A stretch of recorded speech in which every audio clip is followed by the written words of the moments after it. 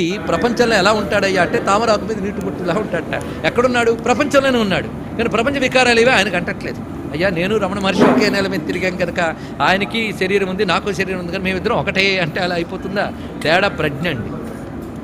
శరీరాలు అందరూ ఒకటే, ప్రజ్ఞలోనే మహాత్ముడా సామాన్యుడా అని తెలుస్తుంది. అందుకే జిడ్డు కృష్ణమూర్తి చెప్తాడు, నీ ఆలోచన నువ్వు అని.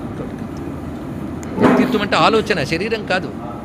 10 మంది ఇక్కడే కూర్చున్నారు, ఒకడు చప్పట్లు కొడుతూ ఉంటారు అంటే వాళ్ళొక్కరే పాయింట్ స్పందించారు. మిగిలిన ప్రజ్ఞాస్థాయి భేదాలు. ఒక యోగే ప్రపంచంలో ఉన్నా అంటుకోకుండా ఉంటాడో, ఆ యోగి ఏ తల్లిని ఆశ్రయించడం వల్ల యోగి అయ్యాడో మరి ఆ తల్లి ఎలా ఉంటుందో ఆలోచించండి. ఇక్కడ ఆవిడ నిర్లేప, ఆవిడ ఎంత పని చేస్తుంది కానీ దేనికి వికారానికి లోను కాదు.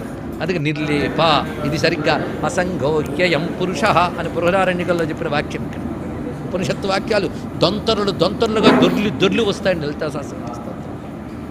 అదే మీకు ఒకే సమయంలో పురాణాలు, ధర్మశాస్త్ర